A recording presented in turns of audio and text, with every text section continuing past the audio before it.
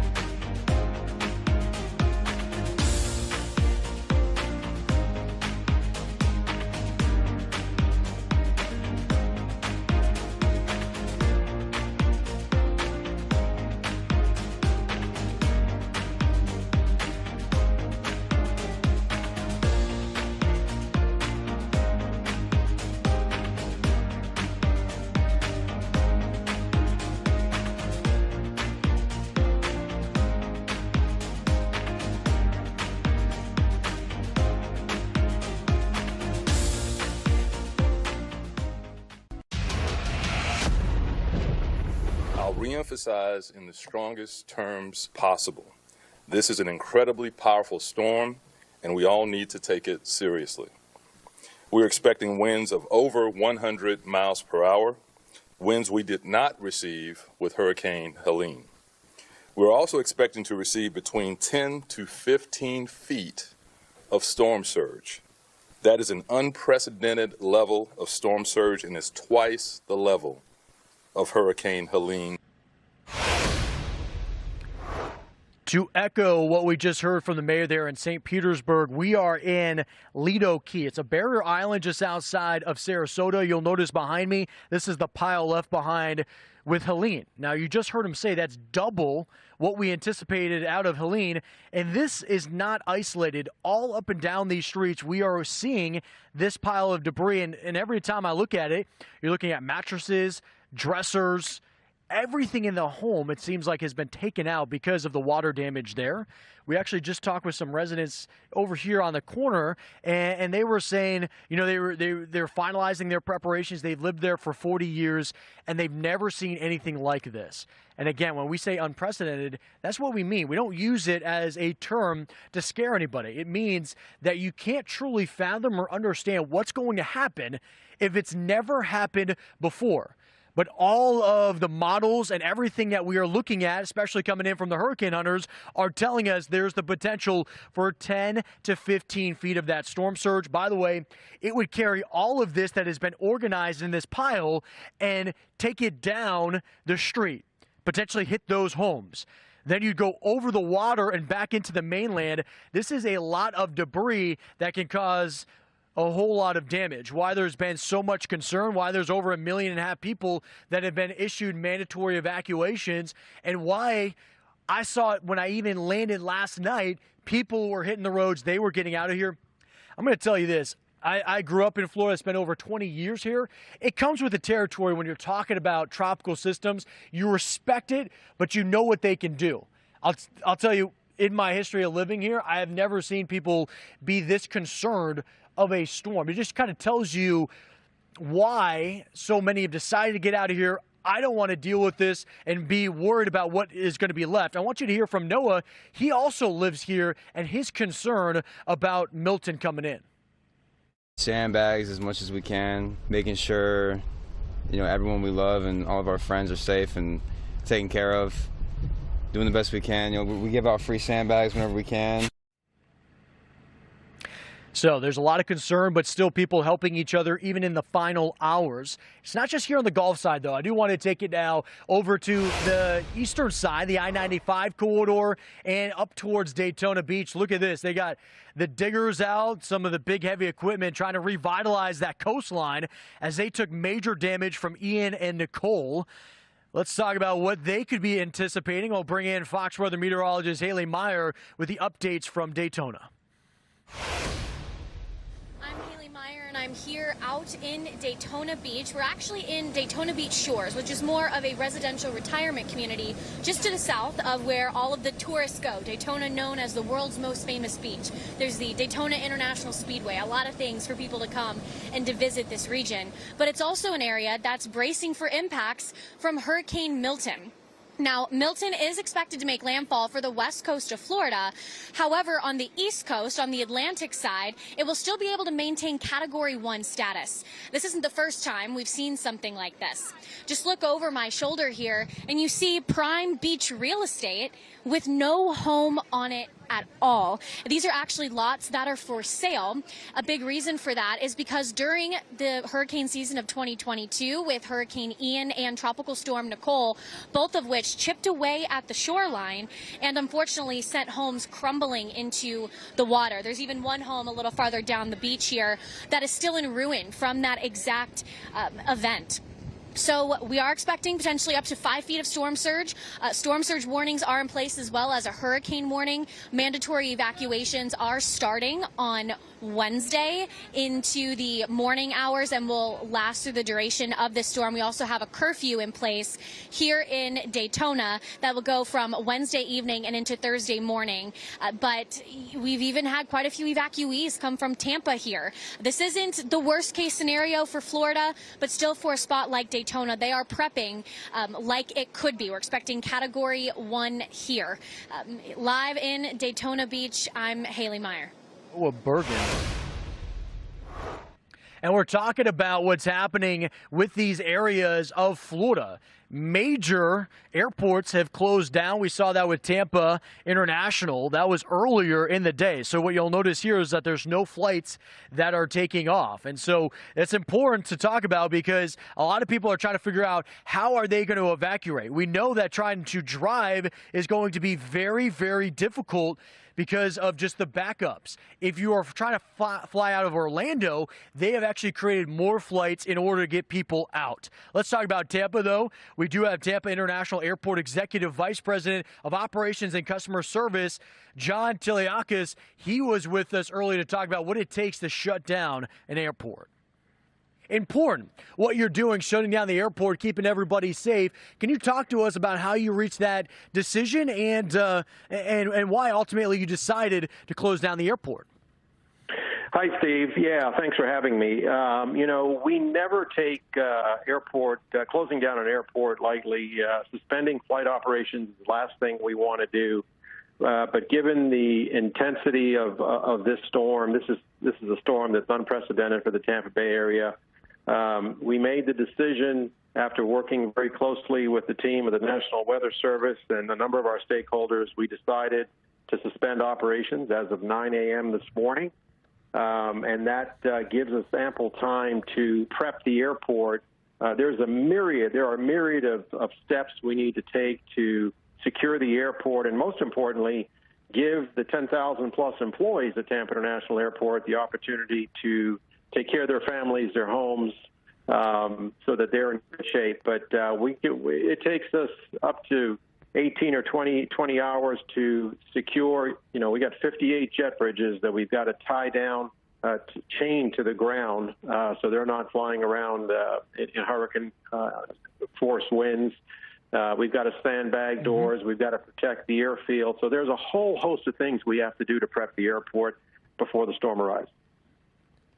And, John, I think you brought up a good point. I want to say it again. There's families here, right? The employees need to be able to get back and coordinate their ways of getting out or hunkering down, something that I found out last night, too, when I'm talking with the local businesses. They said, hey, we're going to be open tonight, and then everything from here on out is going to be closed. I want to ask you, I heard from officials saying that they were going to divert flights or at least give more flight options out of Orlando.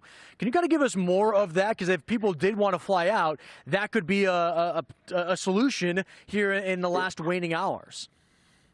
Yeah, I'm not sure what the plans are for Orlando, but I do believe Orlando has stayed open longer than we have.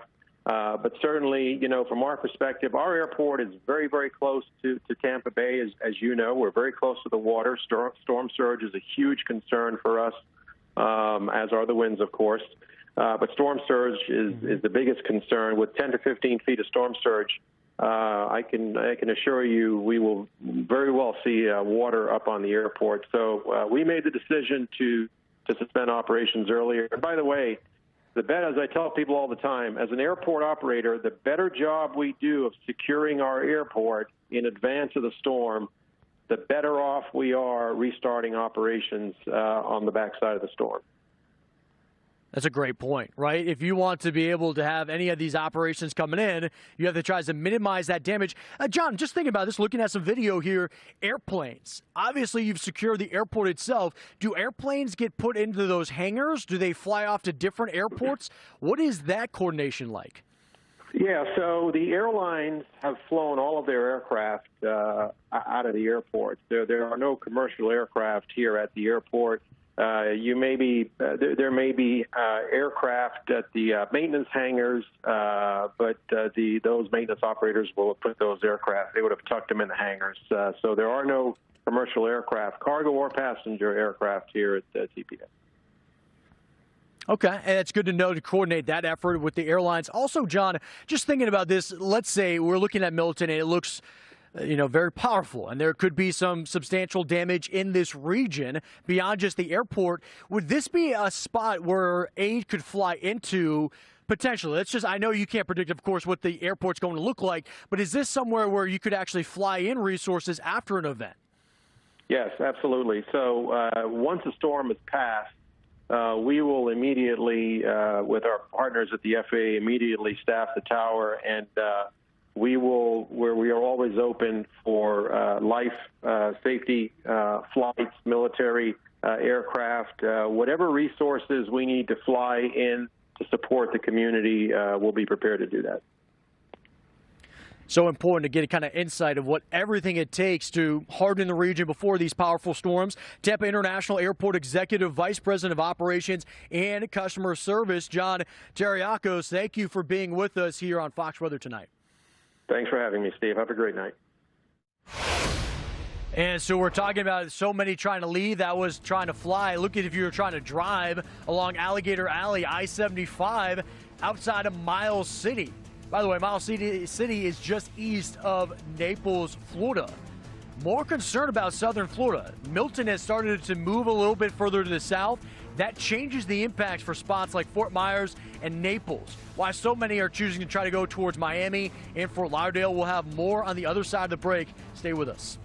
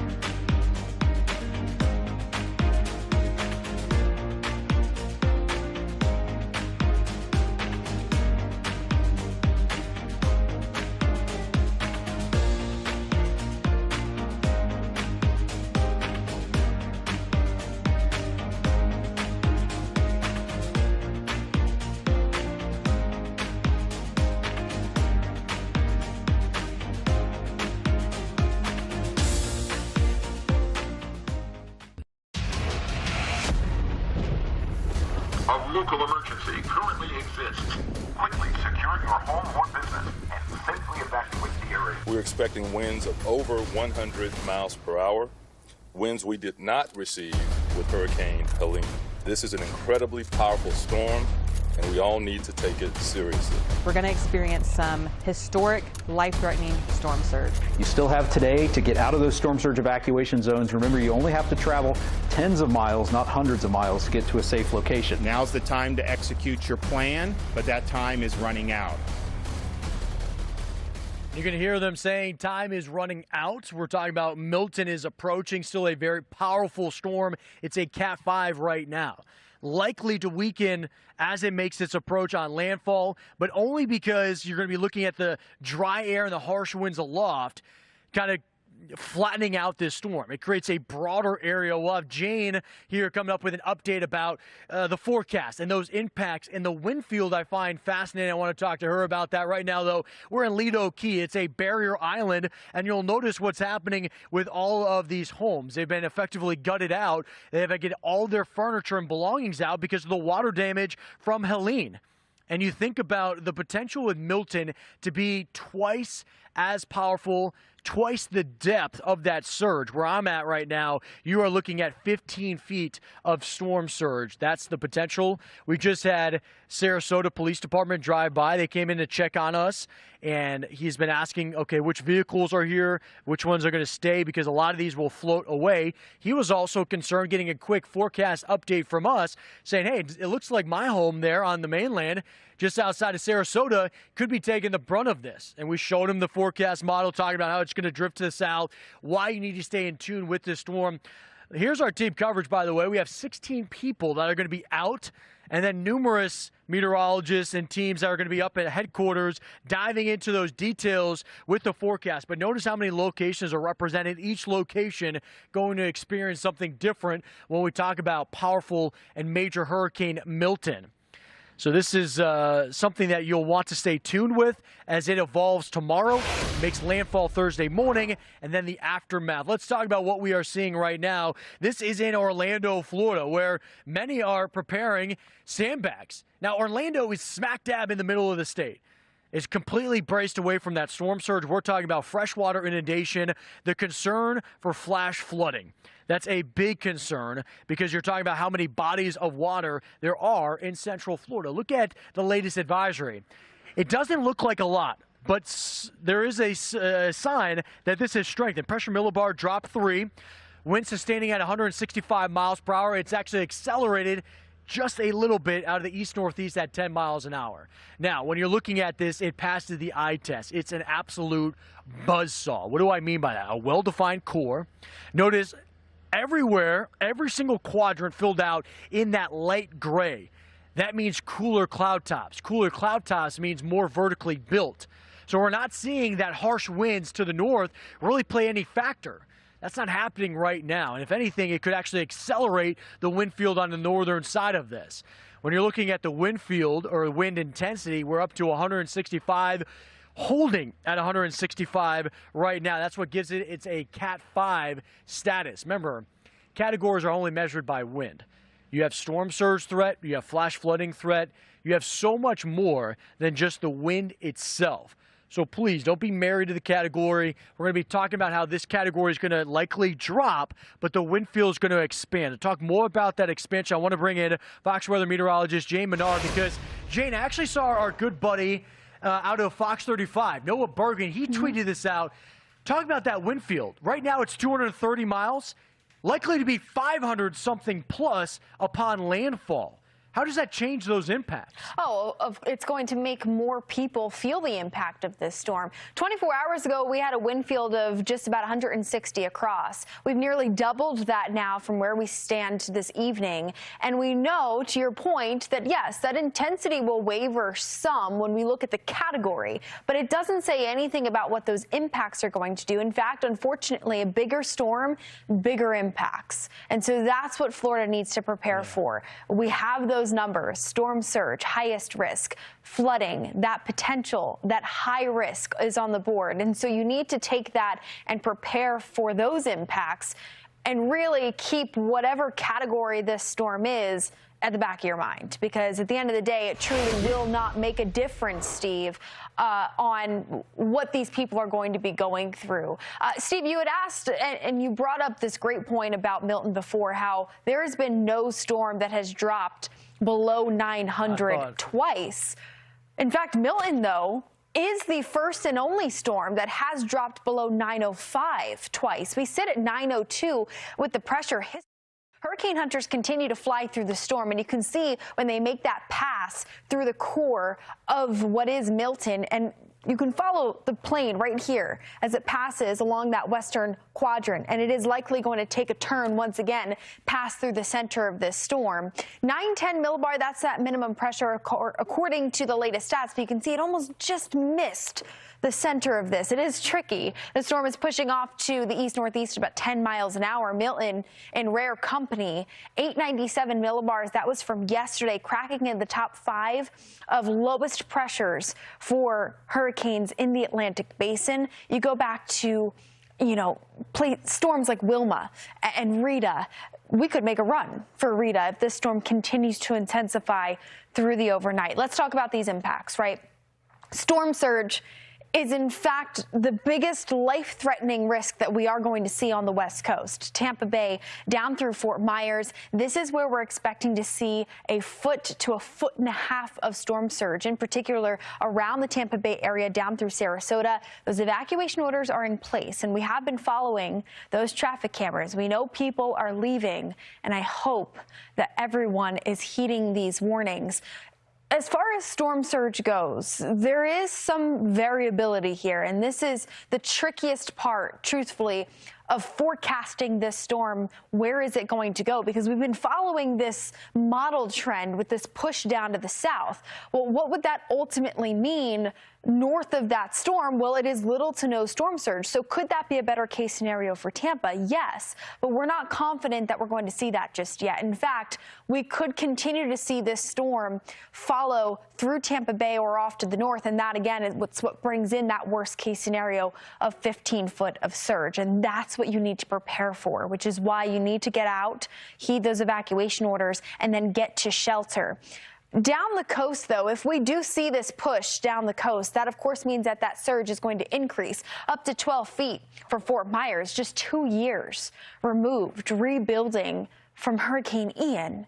Down into Naples, likely up to about 7-foot surge in some areas, maybe up to 10, depending on that wiggle. But this is what we're concerned with. With Helene, which made a parallel pass, we saw up to 6 to 7 feet of surge and the devastation that brought to Pinellas County, St. Petersburg, Bradenton, where we have our Fox Weather's Robert Ray, up through Tampa Bay. What really stood out to me, Steve, was when you were just speaking there with Tampa International, how he said with a 10-foot surge, that airport tarmac will see water inundation. I mean, when you wrap your head around that, it's incredible, which is why this is a very real risk. Flooding and wind, all of which continues to push inland. The chance for power outages for millions of people that could easily last more than a week. Steve. And you think about those power outages, Jane, and then also those major interstates, they're going to take a big impact. I-75, the tree damage, so that's not going to be operable likely for days. I-4.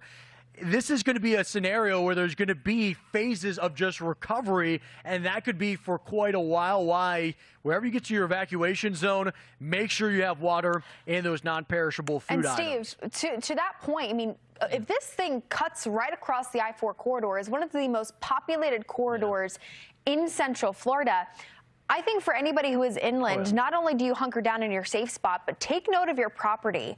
If there is a tree that could fall, where around your house is susceptible to that? Know where that safe place is in your home ahead of when the core of this starts to push through. That's such a great point, because we were talking with Noah before. He said he's in the inland, but he's got Spanish oaks, and he's worried about those collapsing, and those are massive trees. And so the odds of that landing somewhere on his cars or his house, he's kind of scared about. So you're bringing up a good point. your backyard, the impacts are going to be different. Know what you have in store and get to that safe level of your home. Jane, thank you for that update and diving into those impacts. We're going to talk about what's happening here in Lido Key. It's a barrier island outside of Sarasota. We're showing you what it looked like earlier in the day. You're seeing people kind of clear out their garage still, all their property, pack up the U-Haul, and try to find some safe spot in the Sunshine State. Notice a lot of that is debris from what happened with Helene. I'm going to bring in Fox weather meteorologist Britta Merwin. She was here earlier on the Key talking about those preps. Take a listen. This is actually the most beautiful weather that we have experienced across Florida since this past weekend. We've had a lot of rain over this past Saturday and Sunday, and now the final preparation day ahead of Milton. We have beautiful warm sunshine. I'm in Lido Key. It's a barrier island about 4 miles from downtown Sarasota. The problem is Helene. This home, you can see the water line here on their driveway leading up to their garage door. They've marked their water line, Helene.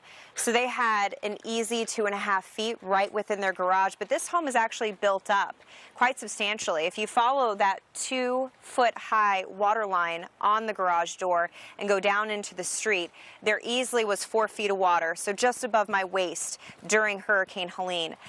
This is someone's life. Everything is thrown out on the doorstep, and this is what every street in Lido Key looks like. It's been out here for over a week, so you can see the mold formation on the cabinets. I'm not even going to touch it because this is such a hazard. More mold here on this cabinet. And the problem is we are going to see possibly 15 feet of storm surge with Hurricane Milton. On average, Sarasota saw 4 to 7 feet of storm surge. Best case scenario, we surpass that with Milton. Worst case scenario, 15 feet of water. We'll take all of this and bash it into these homes. That can cause significant exterior damage. And on top of the surge element, we could have wind gusts up to 125 miles per hour. That can loft any of this up into the air and act as a projectile. In fact, the National Weather Service office is very concerned about structural damage because of debris piles and also manufactured home, mobile homes. They could be completely destroyed. But the take home is, this is a real community. These are real people. In fact, on this dresser drawer, you can see the little girl. She wrote her name Caitlin. That's Caitlin's dresser from her bedroom. And that's what this is truly about. This is just one community that represents so many communities across the Gulf Coast of Florida that have already been through a significant hit and now are going to have something that is even more tremendous move in. We will feel the storm surge impacts as early as Wednesday morning. Reporting in Lido Key, Florida, Fox weather meteorologist Britta Merwin. Britta with a great summation of what Lido Key looks like right now, why so many left this and went on to this interstate. This is I-75 in Miles City. That's just east of Naples, Florida. When you take this road, you go out into Alligator Alley. That's 80 miles of no cities, no gas stations, nothing out there. You're just going through the Everglades, and then you end up in Fort Lauderdale and Miami. That's why so many are heading in that direction. Those areas, less of an impact from what Milton could do. We're going to talk about the latest updates with Milton and its impact all over the Sunshine State. That's after the break. Stay with us.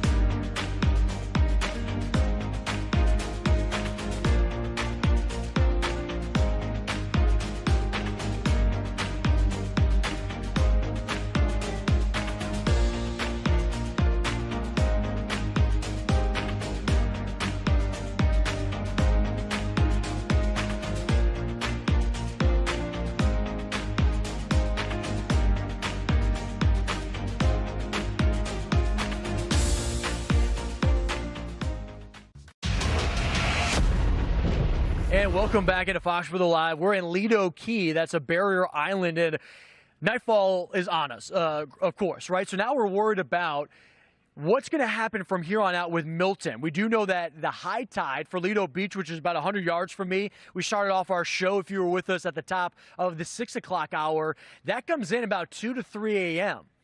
Here's the concern. It happens again Thursday morning, which is when we're anticipating that potential landfall.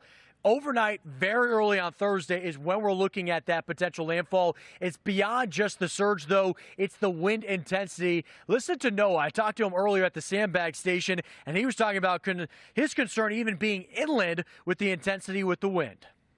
We're not in a flood zone, but we have a lot of oaks and stuff, and I'm nervous about them falling. We have some livestock. I mean, to be honest, man, if I had a livestock trailer, I'd be out of here. You know, but you got to make do with what you have.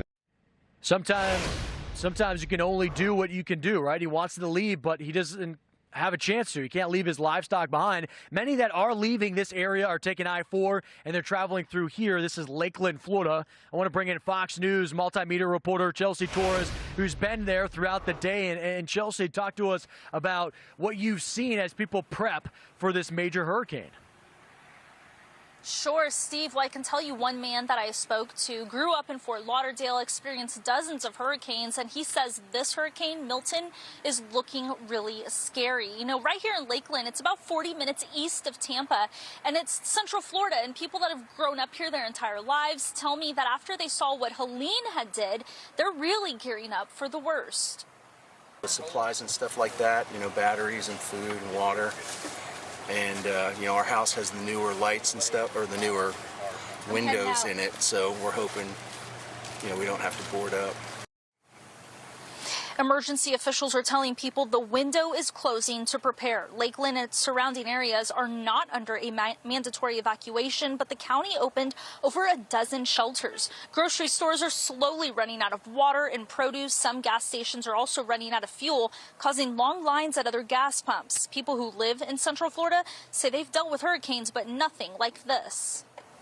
It's a different experience coming through this area because it would always bypass us. It never would come straight through this area. It would hit Tampa, Clearwater, but Lakeland as a whole, I never really experienced this before. And in preparation for Milton, the governor of Florida did deploy thousands of National Guardsmen as well as search and rescue operations. Not only that, but he says Central Florida, they started running out of gas, and it's not because there's a fuel shortage, but just these gas stations were running out quicker than expected. So 1.2 million gallons of fuel were headed today here to Central Florida. Steve? Chelsea, the fuel is desperately needed. We know people are evacuating in Tampa and Sarasota. We've seen a lot that have run dry. Thank you for that update from Lakeland. That is Fox News multimedia reporter Chelsea Torres. Let's talk about coordinating that effort, though, right? You can have a massive storm, and you have all these crews that are coming in. You're trying to bring that aid, but if it's not organized, it's not going to be fruitful, right? It's not going to do what it needs to do. Let's talk with former FEMA Administrator Brock Long, coordinating this type of effort. Take a listen. Brock, you have a wealth of knowledge. Can you kind of give us, when you're seeing Milton this far away, you're not waiting, of course, you're already making preps. Does this kind of give you a sense of any storm that you've seen before? This is a worst case scenario, no doubt about it. And what concerns me is not only the intensity, but the wind field is expanding. And when that happens, it's going to start pushing water against the Florida West Coast and holding water in those back bay and inlet areas. And as it encroaches, the intense winds are going to continue to push that water and create a storm surge that this area hasn't seen in a long time. And I think that people need to be aware of that the time to make last-minute preparations is now. If you have not heeded the warning to evacuate, you're already too late. You need to get out as soon as you can because the water is going to start rising before the onset of hurricane-force winds arriving to the coast. So I think it's very possible to see water levels start to rise overnight and into tomorrow. It's scary when you think about that, Brock, because the longer you wait, the less those resources dwindle. So many gas stations, they're already running dry. When we look at some of the live traffic cameras of I-75, it's gridlocked right now. And so that's why you don't want to wait too long. When you look at this type of storm surge, I mean, you had taught, it was good knowledge where you're saying when it expands that wind field, the storm surge becomes even greater and it impacts a larger area. From your standpoint, covering this large of an area, how difficult is that? Well, storm surge is the greatest hazard that we typically design all of the evacuation plans around. So storm surge has the highest potential to kill the most amount of people and cause the most amount of construction damage. But coupled with this one, you got to keep in mind that the forward speed of this storm is going to pick up as well as it's moving away from the Yucatan Peninsula. And it's going to go far, you know, you're going to see hurricane force winds, intense winds across the Florida Panhandle and well into the Atlantic. So what we don't want for people in Florida to think is this is just a coastal hit, because it's going to create a lot of damage in and along the track where hurricane force winds are going to go through the Panhandle. And Brock, I want to ask you, because you have so much experience and people are looking at this, and even if you understand what Milton's doing, it's terrifying, right? If you don't understand, though, because there's just so much coming at you, again, it's terrifying. What would you kind of tell people right now in ahead of this event in the next 24 to 36 hours? What is most important in your eyes leading up to Milton? Well, right now, if you're under an evacuation warning order from local officials, please heed that warning. Again, most of the evacuation is based on storm surge. It's the ocean swallowing you up, not necessarily based on wind intensity per se. The other thing is that you don't have to evacuate hundreds of miles to get to safety. You know, the goal would be to evacuate a minimum distance out of a storm surge area and into a facility or home that is rated, that has been built to a proper building code to withstand the winds that this storm can bring with it. So I think that, you know, if you find yourself in a situation where you're stuck in traffic and you cannot get out of some of these areas, you need to find the highest ground you can get and get into facilities that can withstand the winds. And Brock, I want to ask you, because it just seems like this area has been just getting hit time and time again. I mean, we had Debbie, of course, we just had Helene, and now you're talking about Milton. Can you think in your career covering this, has there ever been a trifecta where you just haven't had that time to catch your breath, to kind of stabilize before the next one comes in? Yeah, multiple times. You know, I used to work for, I've been with FEMA twice. My first job with FEMA was supporting the hurricane liaison team, and I want to say hello to the team down there now in the National Hurricane Center. And our goal was to turn forecasts into risk and vulnerabilities and helping communities understand evacuation clearance timing. And in 2004, you got to remember that Florida was hit with 4 major hurricanes in 6 weeks. I think it was Charlie, Francis, Ivan, and Jean back in the day. And I was with FEMA during that time. It was an exhausting period of time for Floridians. There was definitely hurricane fatigue.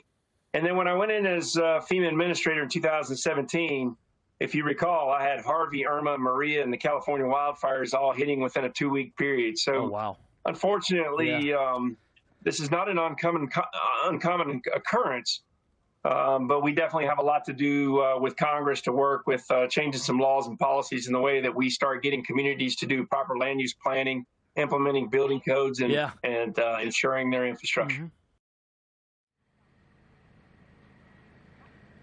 And as we take a look, just kind of getting those updates that keep coming in to the Fox Weather newsroom, trying to coordinate that effort here on Lido Key. This is a spot that's been shut down, no reentry. Once you leave this, you're not allowed to back on. And they've said anybody that's going to try to ride this out, they're not going to be able to come in. Thankfully, we've heard from the Sarasota PD. He doesn't think anybody is on this island.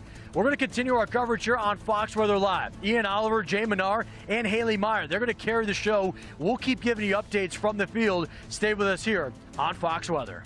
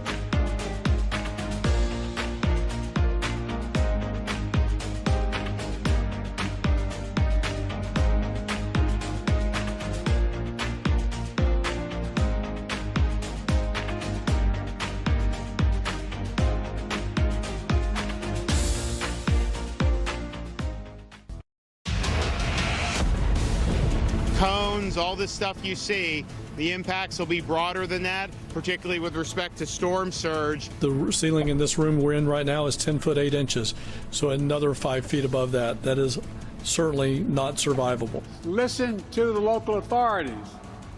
Follow safety instructions, including evacuation orders. This is serious. Today, the final day to prepare safely in Florida. That is a live look from downtown Tampa. Millions of Floridians have been asked to evacuate. This with extremely powerful and now Category 5 once again, Hurricane Milton just a day away. A storm that's already written itself into the history books as one of the strongest of all time in the Atlantic Basin. Major hurricane impacts are on the way to Florida, to an area still recovering from a brush with another major storm in Helene that was less than 2 weeks ago. And now the region facing an even more dangerous threat. You're watching Fox Weather's special extended coverage of Hurricane Milton.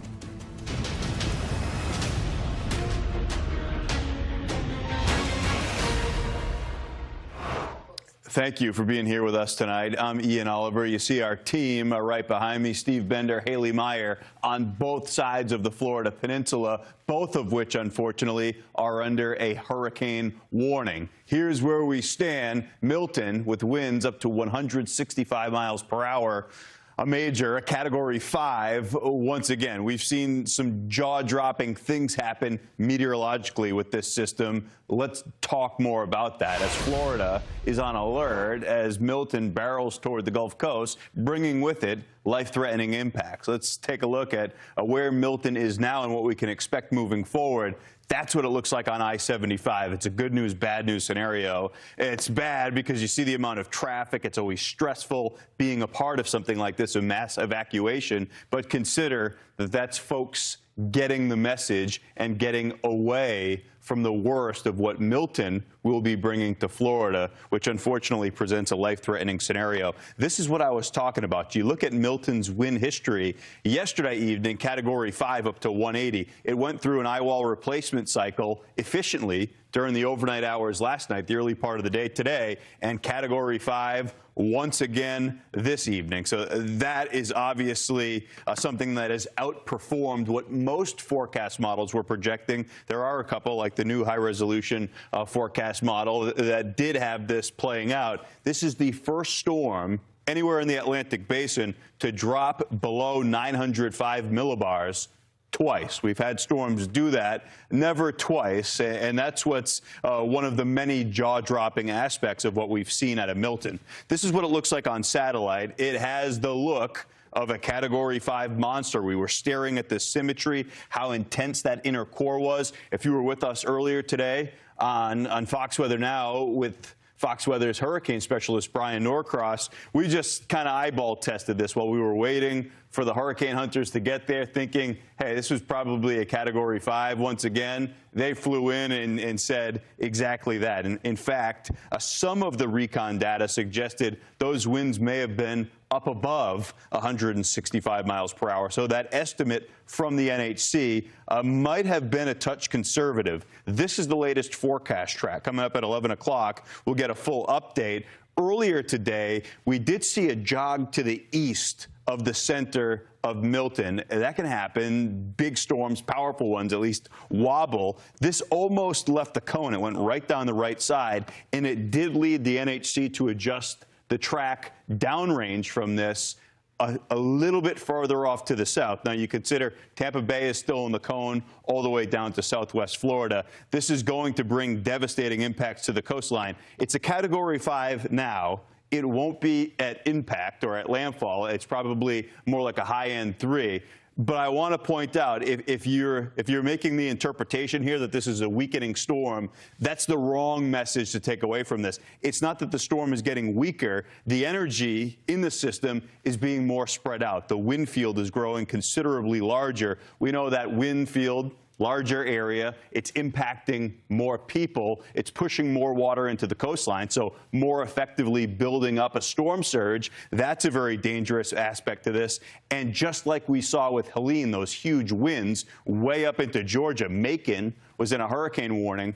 Big circulations take longer to spin down and stay stronger. That's what takes the hurricane conditions straight across the peninsula of Florida. So we're thinking where the wind field is now, you can at least 2x that. You can at least double that. It might be more like 2.5 by the time this storm moves its way across the peninsula. That brings a number of hazards. We'll dig into all of those as we move forward through the hour.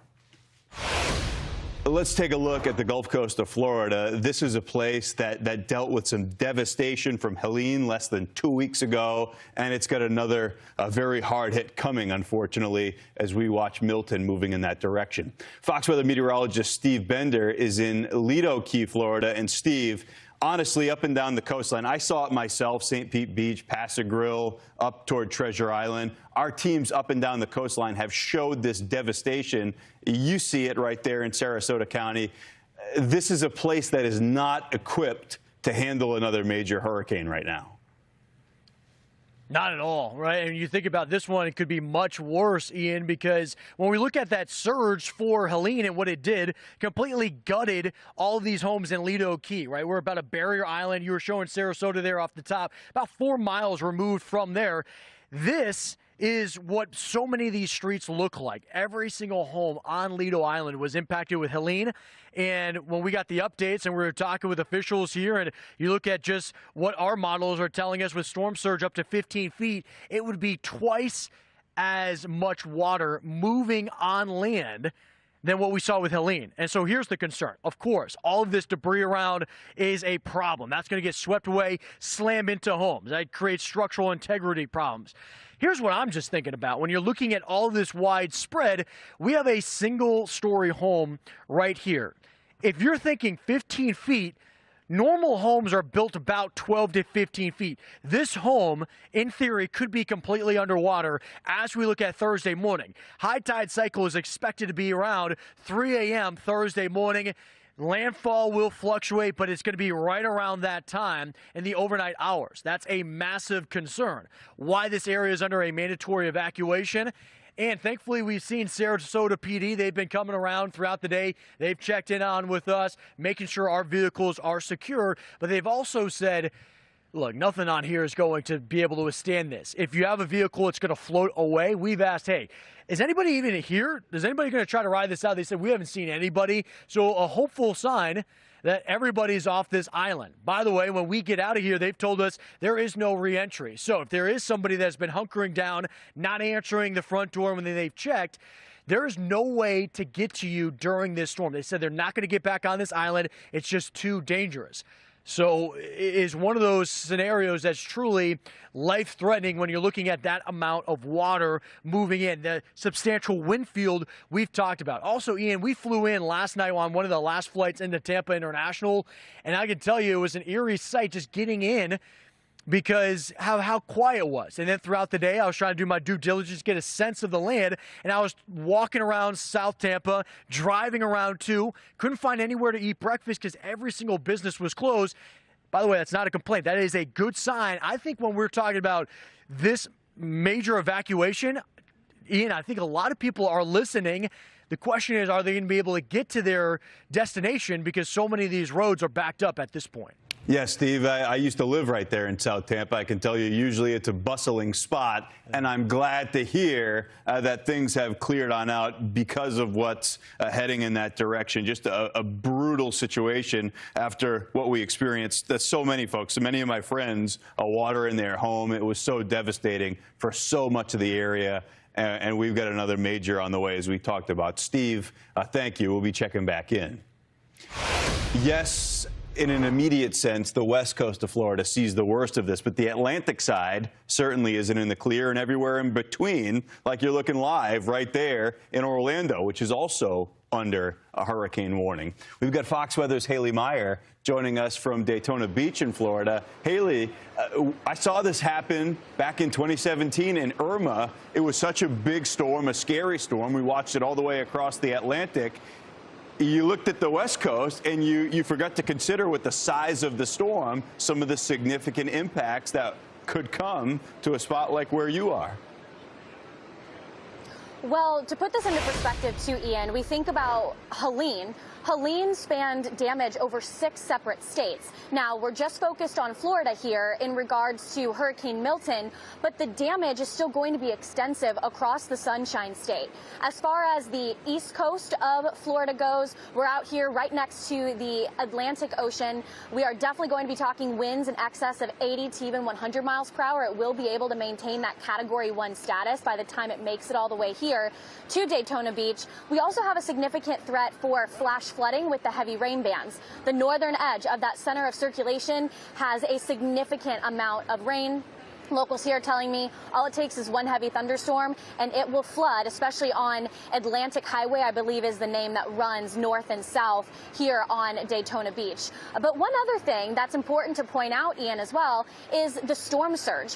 While we're not talking 15 feet, thank goodness for residents here in Daytona Beach, we are talking about 5 feet of storm surge if it does come in at the high tide. High tide cycles are typically in the early morning hours, and we still could see some impacts from Milton as it makes its way towards this part of Florida here. So storm surge is key. We had that with Ian and with Nicole as well. Made its way all the way over the Florida Peninsula in Ian's case and chipped away at the coastline. Still some homes left in ruin, and it's been about 2 years since the landfall of Ian out in Fort Myers Beach. Yeah, Haley, great points. 2 weeks wasn't enough time across much of west central Florida to recover from Helene, and Ian was so devastating that 2 years hasn't been enough time for that part of Florida to recover from some of that storm surge. Let's talk a little bit more about what we can expect moving forward through the next 36 hours, because Florida, a unique place for so many reasons. The geography, this big peninsula that sticks out into the Atlantic. We've got storm surge warnings for both coasts, and that tells us a little bit about the growing wind field that we're expecting with Milton.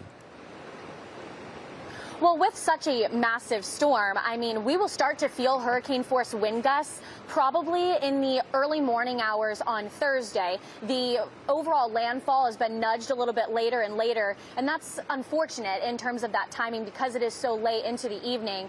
But that could coincide with a good time for the high tide, which is unfortunate. One thing when it comes to the west coast of Florida, you talk about a counterclockwise circulation of a tropical system. If you are on the northern edge, the water is moving away from shore theoretically, and then down towards the south, it's pushing onto shore.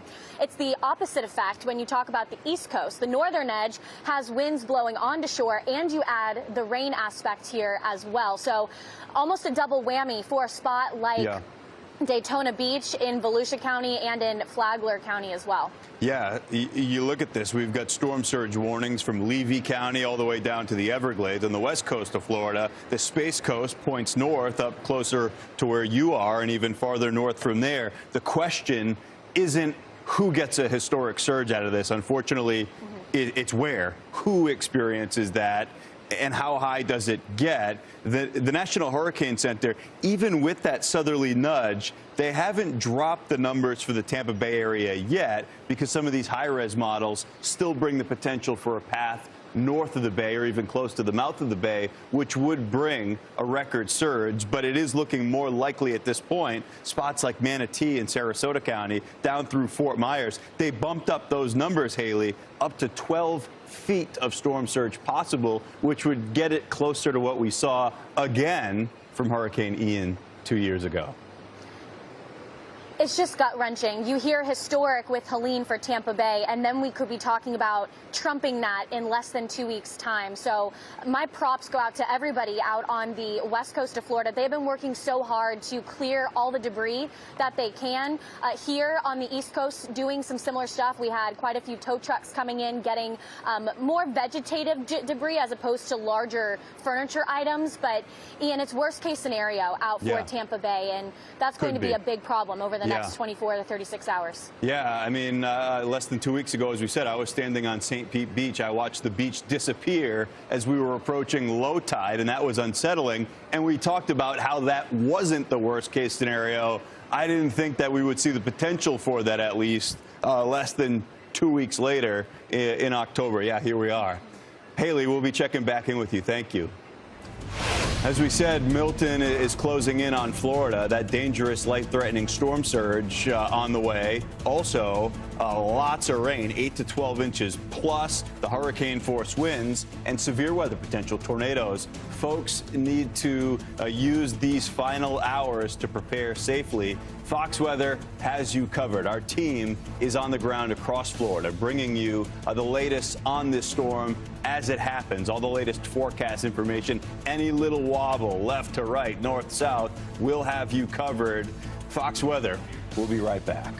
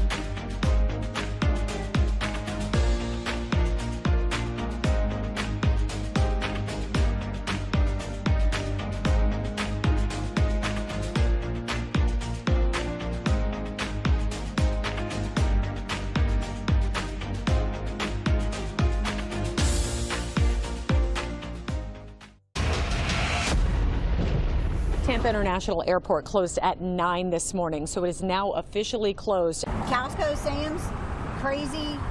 Wawa, crazy. God help us all. I feel bad. Please, please, please leave. This is not the place you want to be. Don't stay here. Don't call us. We're not going to be able to help you. We've got homes that are structurally unsound that are going to come down in this next one. We'll have even more debris, but the current debris is going to become missile hazards. So there's no place on the island that's safe. You've got to get off the island. Yeah, some sobering messages right there. Welcome back to Fox Weather, our continuing coverage of Hurricane Milton. Thanks to our partners down at Fox 13 Tampa Bay for some of that insight. Milton is taking aim close by at Florida's Gulf Coast. This as over 1.5 million people are under mandatory evacuation orders. Look at that. That evacuation is in progress. We had said tonight would really be the last time to do so safely, and it looks like a lot of folks are taking advantage of that. Yes, landfall first happens on the West Coast. The entire peninsula, though, is under alert, and that's in a literal sense. We've got tropical weather alerts, be it tropical storm warnings or hurricane warnings for the entire Florida peninsula. This is what we're watching for maximum wind potential. And some of the brighter pinks, it looks like a map of the Tampa Bay area. You're looking at Pasco County, Pinellas, Hillsborough, half of Polk County, and point south from there as you move down into Manatee and Sarasota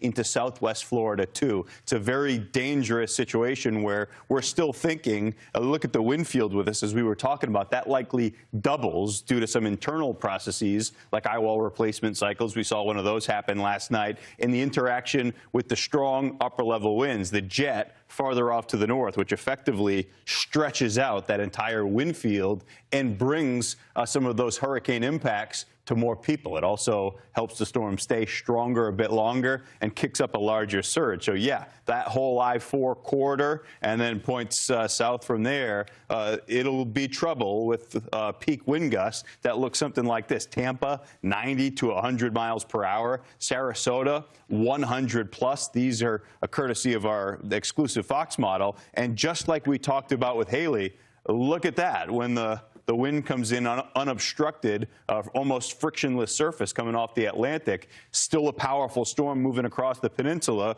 We could have gusts approaching 100 miles per hour over on the Daytona side, the Atlantic side. So this will be very impactful from the Gulf side to the Atlantic and everywhere in between. With I-4, something in the middle, all of that red indicating widespread power outages. So something else to consider. Yes, you shelter, you evacuate if you're needing to get away from the water, the rising Gulf, the surge. But for folks in these areas, a lot of folks went north and south, and not just for safety, but for comfort when you consider that these power outages will be widespread and they may be long-lasting in spots. And as residents across the southeast pick up the pieces left behind in Helene's wake, Floridians are now on high alert as Milton charges toward the state's Gulf Coast as a powerful major hurricane. Where do they begin after losing, for some, nearly everything in these devastating storms? That was certainly the case on some of the barrier islands, the immediate Gulf Coast. Here to help break it all down is Steve Powell, Executive Vice President of Property and Catastrophe at Sedgwick. Steve, thank you for being with us here on Fox Weather. What a challenging time this is for folks down in Florida, and of course, with the recovery from Helene continuing up through much of the southeast and into the Appalachians. I did want to ask you, for a lot of folks, they're probably in the middle of insurance claims. Going back to Helene, it was less than 2 weeks ago. I got a bunch of buddies that are still waiting for their adjusters to come out. And I also have a couple of friends that already had 2 cars totaled. They've replaced them, and now this is coming. What's the best way to keep all of this straight? Do you have any tips ahead of this now advancing second major hurricane? I do. Thanks, Ian, for having me on tonight. These back-to-back hurricanes with Helene and Milton, they highlight the importance of having a real plan so that you can mitigate risk and navigate the unexpected.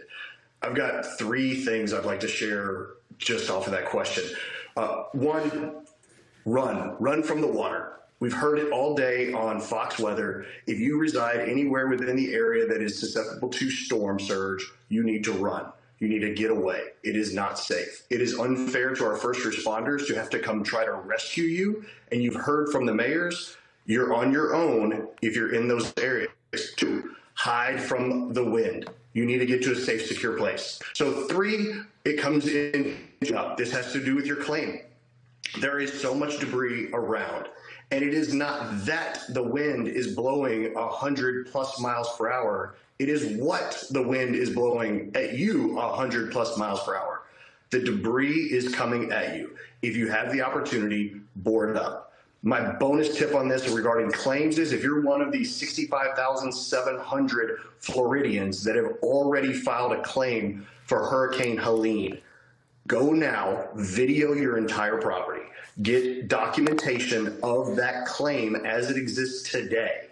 Have that documentation so that when Milton arrives, you have what you need so that you can process that claim. 65,700 people in Florida that have already filed claims. That's mind-blowing when you consider that an even stronger storm is now moving in that direction. As folks are documenting all this, when you consider the claim, if you're early on in the process, it's a weird question, I know. Does it matter which storm did what from an insurance standpoint if folks are having this damage to their homes and their cars? It does, it can, and what you should refer to is your policy. So every policyholder, whether it's business owners or for homeowners or renters, you should refer to your policy. You receive a policy declaration page from your insurance company that will describe the coverages that you have, what's included, what's excluded, how much the deductible or the self-insured retention is. You need to refer to that policy to understand what is covered, what is not, and which events are covered and what coverage is included with those. With 2 events, you've got 2 different claims. Steve, at Sedgwick, I'm sure you're monitoring all this closely. Is there any thought of a projection of the possible loss here? Because this is a storm, at least from a Florida standpoint, where you have Helene moving into a much more heavily populated area than the brush that we had with Milton, than we had with Helene. Tampa's only experienced 2 direct hits from a major hurricane, a Category 3 in 1921 and a Category 4 way back in 1848. Tampa's had a lot of near misses and a lot of brushes with other hurricanes, but never a direct hit. This is widely alarming because there are 3.2 million people in the greater Tampa area. This storm's not going to slow down much as it crosses the Florida peninsula or the greater Orlando area. There's another 2.7 million people in that area.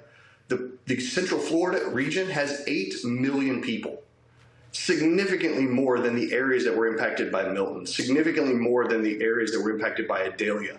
You're talking a big event that's going to affect millions of Floridians. Yeah, eyebrows go up. These are some scary numbers that we're talking about. We'll get through the immediate storm first and then deal with the aftermath, but that is a really good advice. Steve Powell, Executive Vice President of Property and Catastrophe at Sedgwick. Thank you.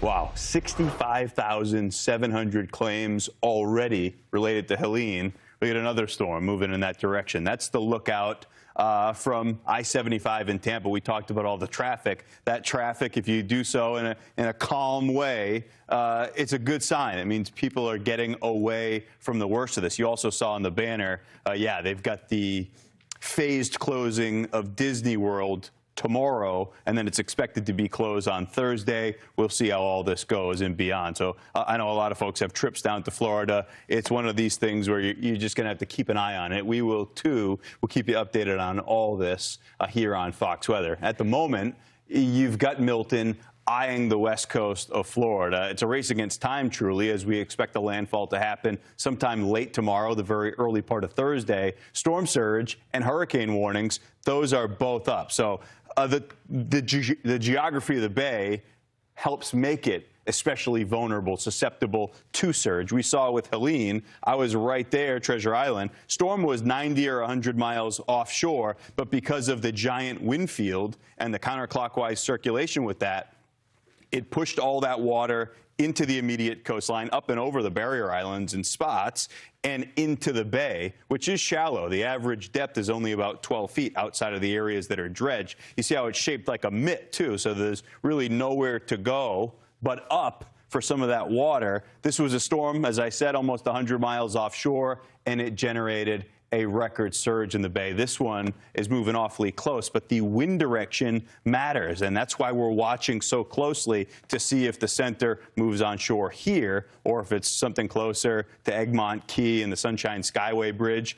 That's dealing with salt water from the Gulf. Fresh water, a whole different concern. We could see well in excess of a foot of rain in some areas, and that will lead to flash flooding. It's a level 4 out of 4 threat from the Weather Prediction Center. We'll get a rare look at Milton from the International Space Station. Satellites, those are kind of a top-down look from space. This is just that in a more literal sense. It is ominous no matter what way you slice it. You're watching Fox Weather's special coverage of Hurricane Milton. Stay with us.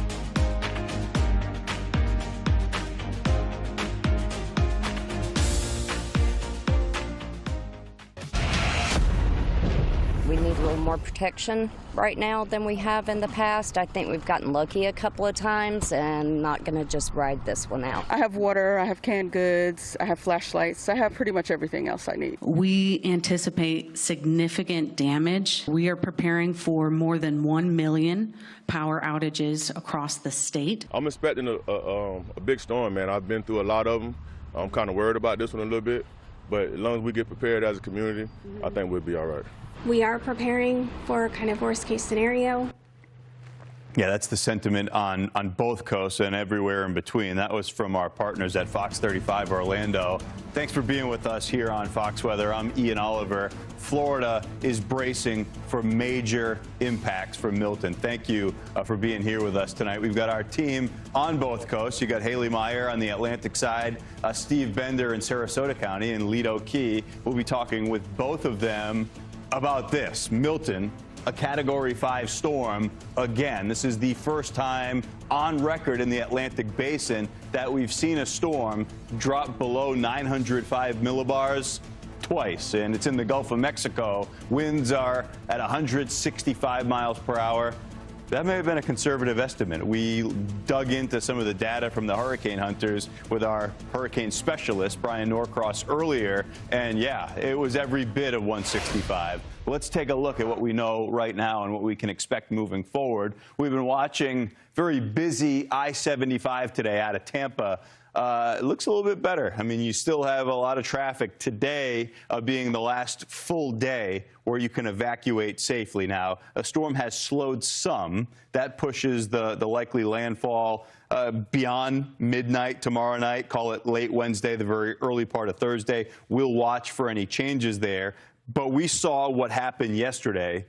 It was jaw-dropping from a meteorological sense. It went from a 1 to a 5 in 18 hours. What we saw today, every bit as impressive, where the storm went through this eye wall replacement cycle, which typically weakens the storm for a period of time, but grows the wind field. What happens is you get some stronger storms being pulled toward that very low pressure. You get a new ring, an outer eye wall that forms, and that kind of robs some of the energy from that intense inner core. So that starts the decay. That outer ring starts to consolidate, it tightens up, and the winds get stronger once again. But this whole process grows the size of the wind field, and this can happen repeatedly. It's something that happens internally in a storm, and this has that pure symmetry, like a pure donut, and you only see the strongest of hurricanes produce a look like that. It's a scary satellite picture, to be honest. So there you go. That was yesterday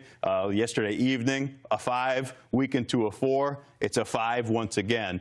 Yes, we're looking at that. Historically, I had said it's the first time a storm has dropped under 905 millibars twice. It's going to be moving forward from here, less about what category this is moving closer to landfall and more about the impacts. I mean, we'll drop this off. This was throttled up toward the theoretical limits yesterday. We were up to 180. It became one of the strongest storms on record in the Atlantic Basin.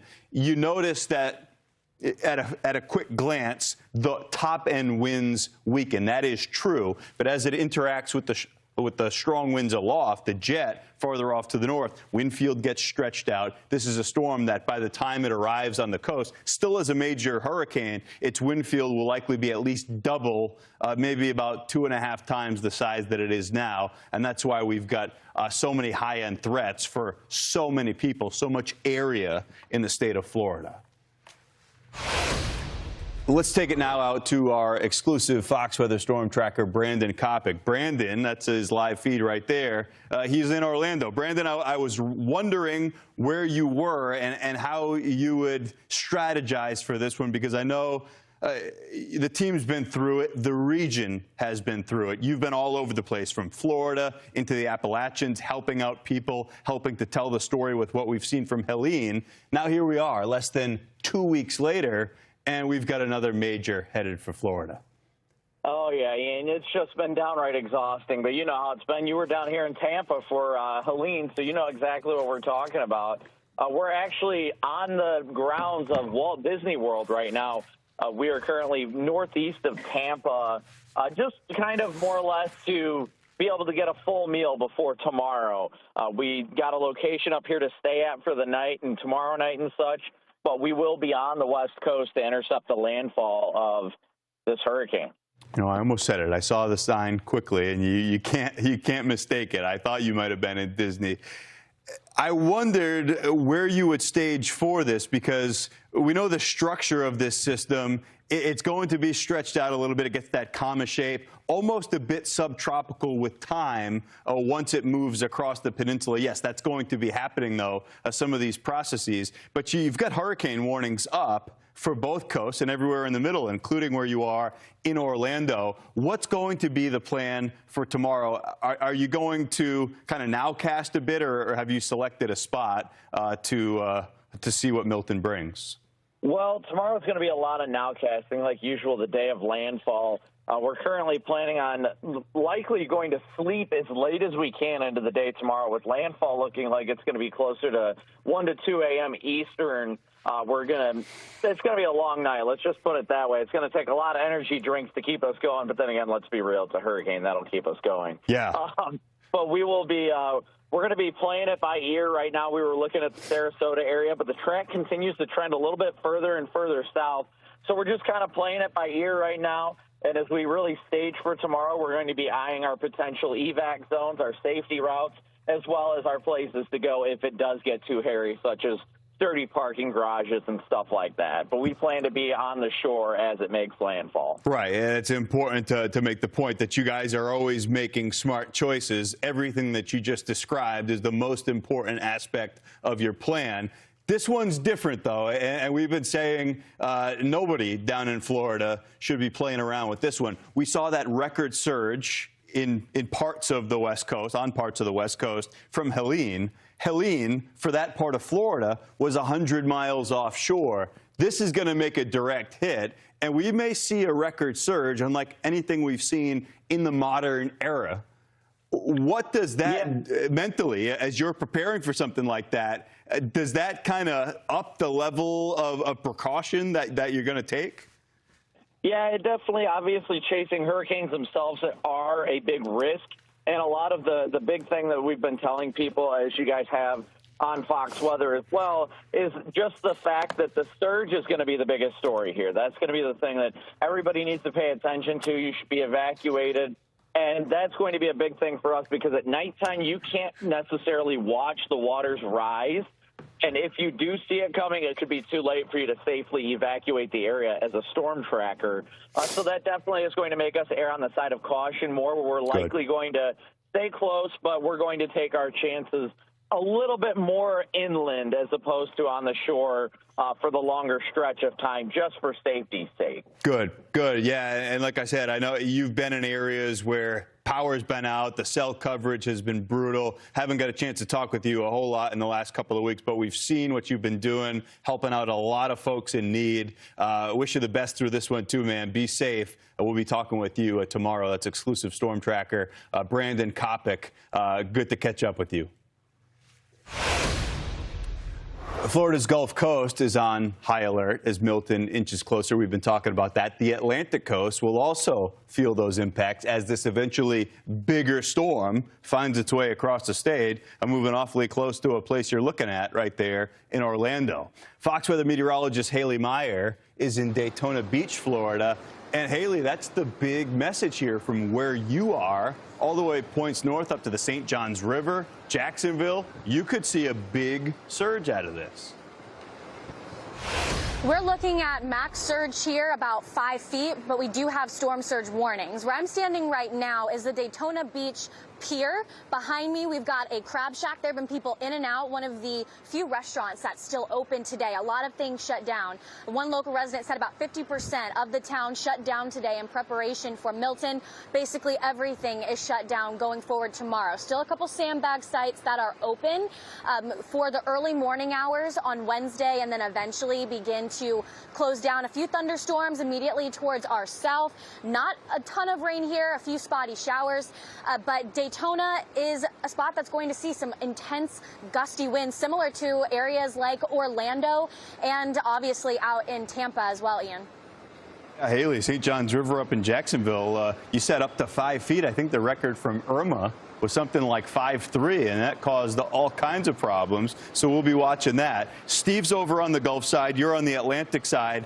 Everywhere in between has a hurricane warning up. So we do want to talk about those hazards all the way across the peninsula. This is a sprawling hurricane warning. So for that reason, a lot of folks made the decision to go north or south to try to avoid some of these impacts. Basically the entire Florida peninsula. I don't think there's 1 inch of the peninsula not covered in some kind of tropical warning. Here we have a hurricane warning, but those extend all the way into Sarasota, out towards Fort Myers as well. Hurricane watch is a little farther south in an area like Naples. But where the center of low pressure goes is going to have a big difference in who gets the worst of the storm surge, especially for a spot like Tampa versus Fort Myers. In Tampa's favor, that nudge a little farther south over the recent model trends has been helpful, but still not budging off that 15 15 feet storm surge forecast. Totally agree, Haley. I know folks are glad to see that for obvious reasons, but far too early to celebrate. We've got a lot that can play out here in between now and landfall. We talked about some of the record surge values. That one at St. Pete was set last week. Wanted to look at this quick because those rain amounts, part of which is related to the processes we were talking about, the interaction with the strong upper level winds, it's going to squeeze out a lot of rain, enhancing some of these storms. We've got a level 4 risk. It's both sides of I-4 all the way to where you are in Daytona Beach. Yeah, I-4 is the spot that's taking on the majority of the rain. Daytona going to be going through the thick of it really late Wednesday and into Thursday afternoon. Just torrential heavy rainfall, which does pose a significant risk for flash flooding. We could be seeing flash flood emergencies sporadic across the northern edge of Florida. So it's hundreds of miles worth of coastline under the gun here, Ian, as we go throughout the next 36 hours. Yeah, West Coast went through this prolific rainy season, then Helene, and now this. So we'll be on the lookout for flash flooding with 12, 15 inches plus inches of rain possible. Haley, thank you. We'll be checking back. We got a quick look at what's happening across the rest of the tropics. This is what we thought the Atlantic would look like in August, September. It's been a funky season, a weird season for so many different reasons. Your eye, though, is, of course, immediately drawn to Milton, the 5 in the southern part of the Gulf of Mexico. Final preparations are now coming together in St. Pete. We were just talking about it. Look at all of that. Homeowners, business owners doing everything they can to protect their property. We're moving through the final hours of when those types of things that you can see on the screen right there could be done safely. You're watching Fox Weather's special coverage of Hurricane Milton. Fox Weather is your Hurricane HQ. Stay with us.